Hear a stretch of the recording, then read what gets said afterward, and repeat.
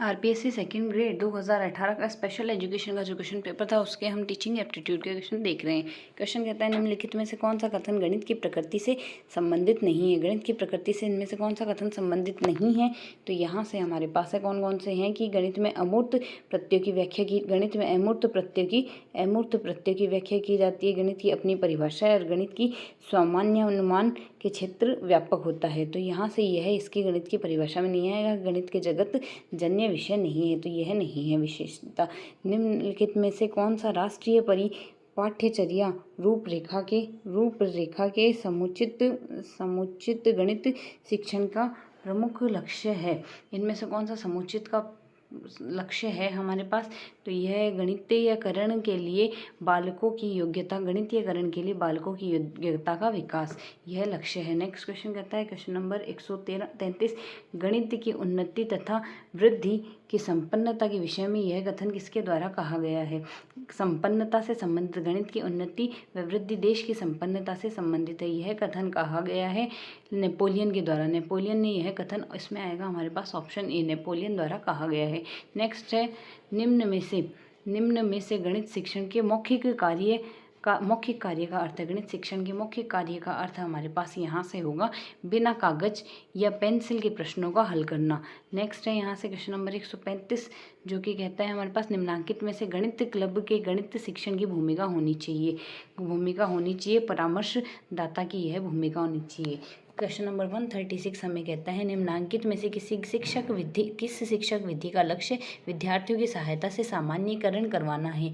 तो किस शिक्षक विधि का सामान्यीकरण करवाने से लक्ष्य है, यह है हमारे पास आगमनात्मक विधि का, इंडक्टिव मेथड का है।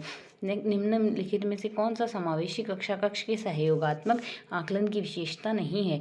यह विशेषता नहीं है हमारे पास।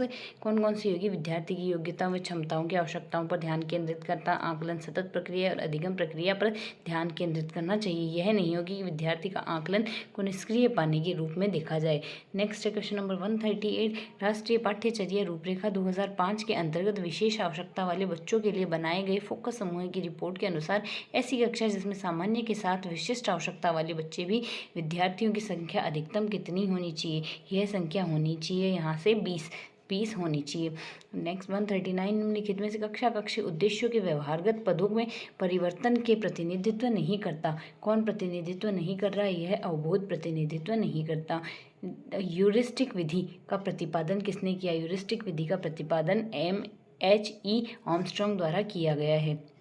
निम्नलिखित में से जियोजेब्रा इनमें से क्या है। जियोजेब्रा है गणित पढ़ाने के लिए एक सॉफ्टवेयर है जियोजेब्रा, जैसे अलजेब्रा है उसको पढ़ाने के लिए जियोजेब्रा है। नेक्स्ट क्वेश्चन नंबर 142 है।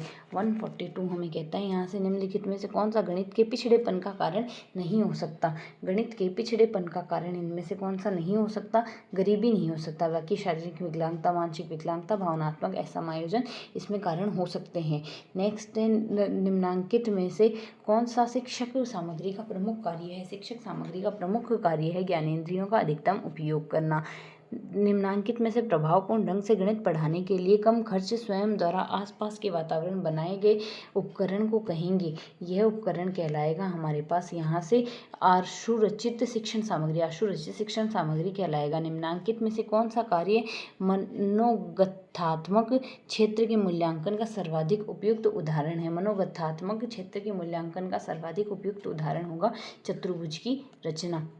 निम्नांकित में से किस विकल्प द्वारा डिस्केल्यूकिया का निदान संभव नहीं है। डिस्केल्यूकिया का निदान संभव नहीं है शारीरिक परीक्षण द्वारा, बाकी उपलब्धि परीक्षण, दैनिक अवलोकन और निदानात्मक परीक्षण द्वारा संभव है।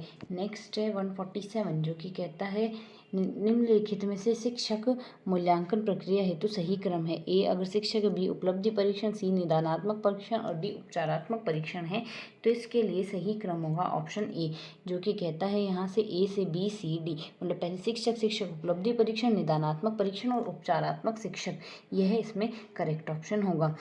किर्क के अनुसार धीमी गति से सीखने वाले बच्चों की बुद्धि लब्धि होती है। धीमी गति से सीखने वाले बच्चों की बुद्धि लब्धि होती है 75 से 90 के मध्य।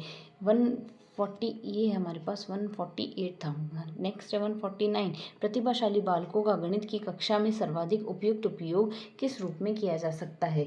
यह किया जा सकता है यहाँ से कक्षा गतिविधियों के संसाधन के रूप में। नेक्स्ट है यहाँ से निम्नांकित में से उपलब्धि परीक्षण के निर्माण का सही क्रम है। उपलब्धि परीक्षण के निर्माण का सही क्रम होगा BADC में है पहले प्रश्न पत्र तैयार करना, ब्लूप्रिंट तैयार करना, पद विश्लेषण करना और प्रश्न पत्र का प्रशासन करना।